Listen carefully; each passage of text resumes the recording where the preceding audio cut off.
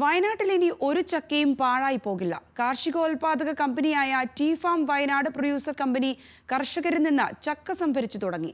കുരു കളഞ്ഞ് ഒരുക്കുന്ന ചക്കയ്ക്ക് കിലോയ്ക്ക് 40 രൂപ വരെയാണ് വില. ചക്കയിൽ നിന്ന് മൂല്യവർദ്ധിത ഉൽപ്പന്നങ്ങൾ നിർമ്മിക്കുന്ന ധാരാളം സംരംഭങ്ങളാണ് ഇന്ന് വയനാട്ടിലുള്ളത്. ചക്ക ചിപ്സ്, ചക്കപ്പൾപ്പ്, ചക്ക ഹൽവ, അച്ചാറുകൾ, സ്ക്വാഷുകൾ, ജാം തുടങ്ങി നിരവധി ഉൽപ്പന്നങ്ങളുണ്ട്. ഇത്തരത്തിലുള്ള നൂതന സംരംഭമാണ് മാനന്തവാടി ഒണ്ടയങ്ങാടി ആസ്ഥാനമായി പ്രവർത്തിക്കുന്ന T Farm Wayanad producer company.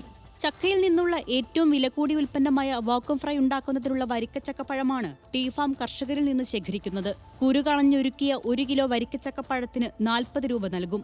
തോട്ടങ്ങളിൽ നിന്ന് മൊത്തമായി ചക്ക ശേഖരിക്കുന്നതിന് ടി ഫാമിന്റെ നേതൃത്വത്തിൽ ചക്ക വണ്ടിയും സർവീസ് നടത്തുന്നുണ്ട്. വയനാട്ടിലുള്ള കർഷകരടുത്ത് പോയി ചക്ക ശേഖരിക്കുകയാണ്.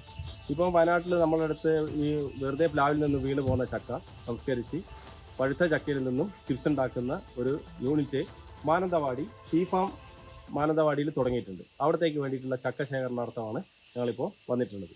ജാക്ക് 12 എന്ന പേരിൽ വയനാടൻ ഉൽപ്പന്നമായാണ് ടി ഫാം ചക്ക ഉൽപ്പന്നങ്ങൾ വിപണിയിൽ ഇറക്കുന്നത്.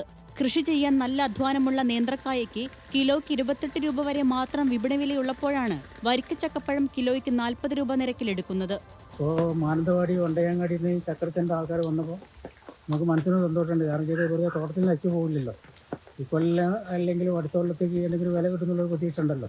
അതുകൊണ്ട് ഈ കർഷകർ കൂടുതൽ പ്ലാവത്തേക്കൊക്കെ വെച്ച് കൂടുതൽ ചക്ക ഉൽപ്പാദിക്കാനുള്ള ശ്രമം നടത്തിക്കൊണ്ടിരിക്കുന്നു. പ്രതീക്ഷ.